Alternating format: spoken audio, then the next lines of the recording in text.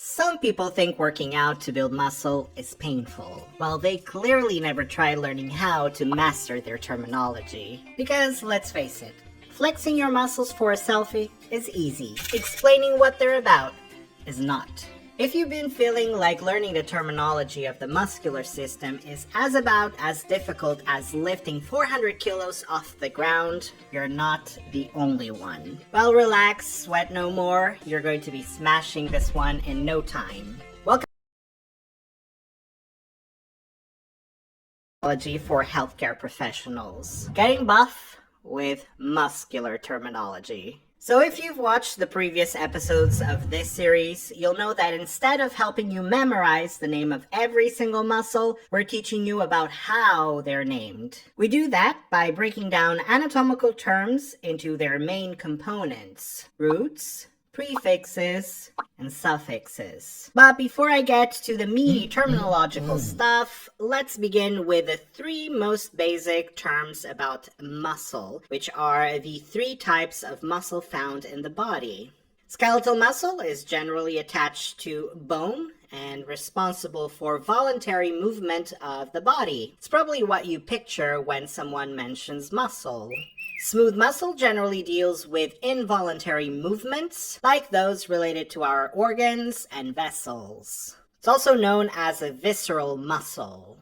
The final group is cardiac muscle, which of course is found in the heart. We all know we have no voluntary control over what the heart does.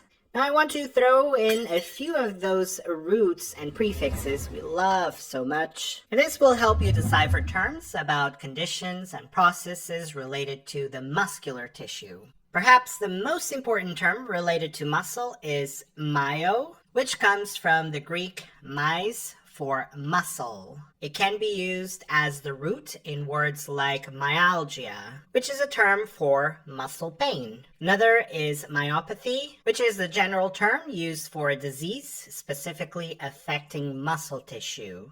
Myo can also appear as a prefix, such as myocarditis, myo referring to muscle, card referring to the Greek word cardia, which means heart, and itis, which we learned before, means inflammation. So, inflammation of the muscle of the heart.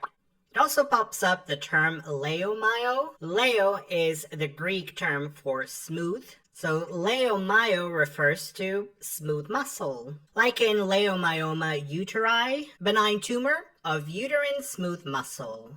Rhabdomyo refers to skeletal or striated muscle, such as rhabdomyosarcoma, which is a malignant tumor of skeletal muscle.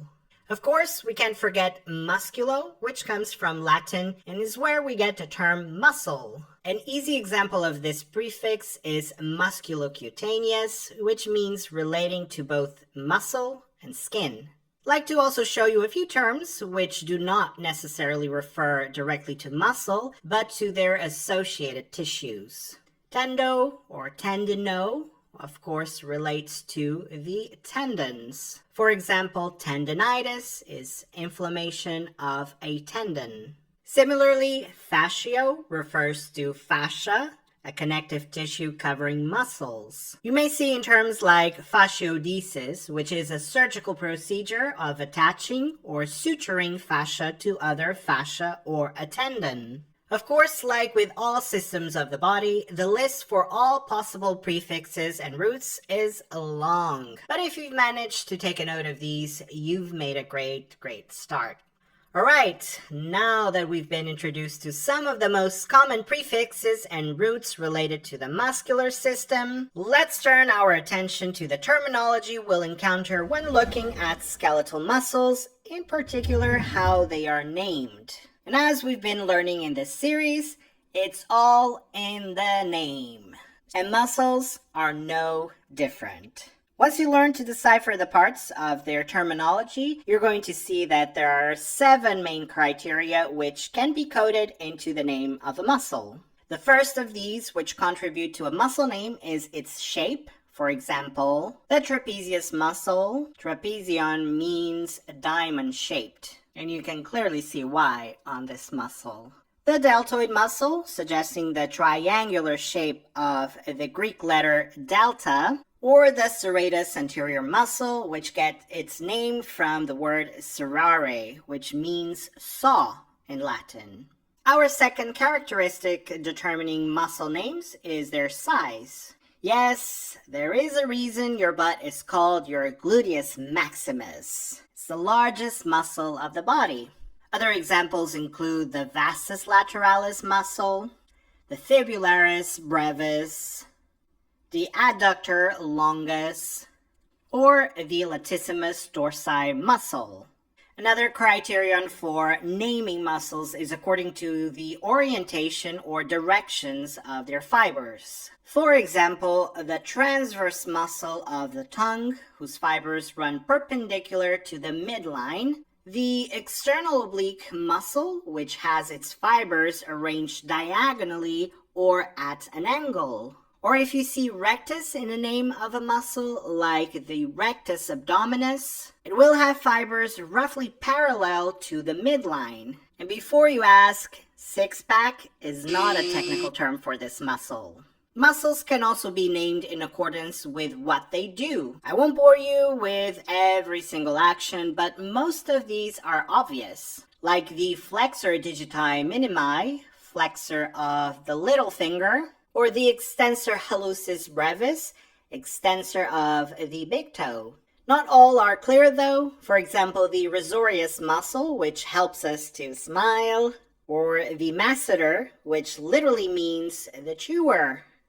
The name can also tell you about the number of heads or bellies it might have. For instance, you know this one for sure, the biceps brachii muscle, which has 2 heads. Other examples include the triceps brachii or quadriceps femoris.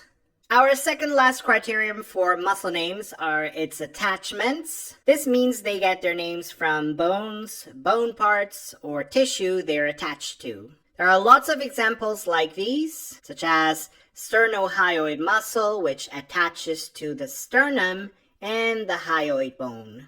Or the pubococcygeus muscle, which extends between the pubic and coccygeal bones.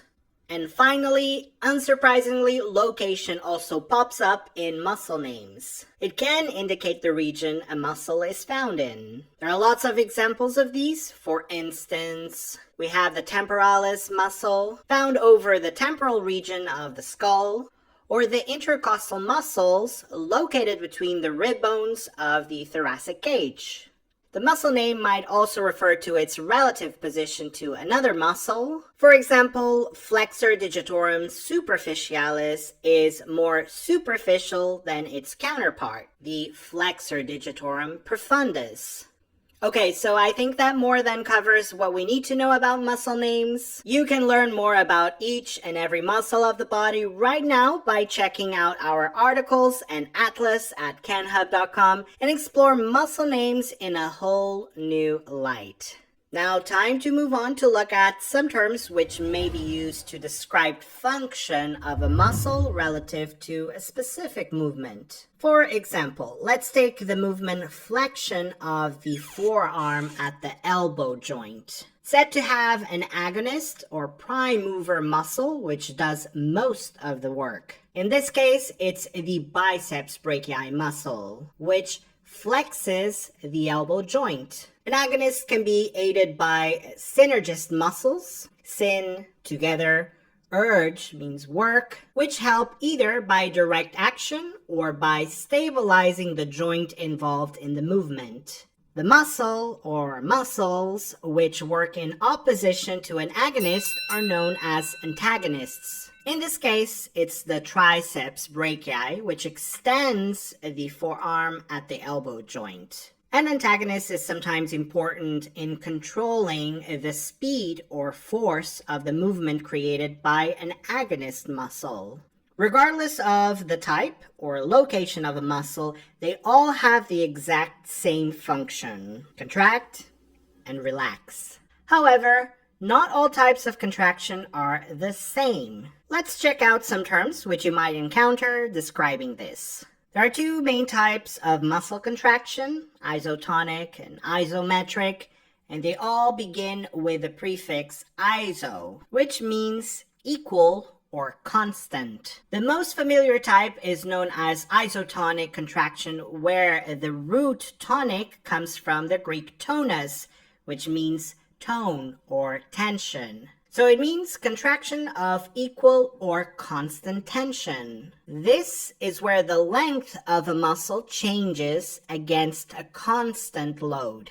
Isotonic contractions can be separated into two types. Concentric contractions, where the muscle shortens due to the force of contraction being greater to the load placed upon it. And eccentric contractions, on the other hand, which occurs when the load is greater than the force of contraction. This causes the muscle to lengthen instead. So even though the muscle is getting longer, it is still contracting. You'll see this when we are carefully lowering a heavy load. Without it, the load would quickly drop to the floor, causing injury. The opposite type of contraction is called isometric contraction, where a load is forcing a muscle to exert force, but without any change in length of the muscle, therefore no movement occurs. To understand this, just think of a good old plank exercise. Here we experience an increasing tension over time without change in the length of the muscle. Feel it burn. This is clearly not my favorite thing to do in the world. Okay, the final stretch. Let's wrap this up with a few word elements that are especially useful in a clinical setting. First up is spasmo, which, as you might expect, refers to involuntary spasm or contraction of muscle. Spasmogenic, substance or condition which causes spasm. Next is the suffix trophy, which is often used in reference to muscles and means growth or development. For example, atrophy refers to wasting away or regression of a muscle, usually due to a disorder or disuse. Or hypertrophy, which can be used to describe the overdevelopment of a muscle. And finally, clonic, which comes from the Greek term klonos, meaning alternating involuntary contraction and relaxation of muscle in rapid succession. Wow, that was quite a lot of information, right? Hopefully you feel a lot more confident deciphering the not so subtle code that is muscular system terminology. It also brings us one step closer to mastering medical and anatomical terminology. I will leave you with a challenge. Can you figure out what these terms mean based on today's video? Let us know your answers in the comments below. Now, another challenge. Click on the subscribe button on our YouTube channel. There will be more videos like this one coming up, so we don't want you to miss a beat.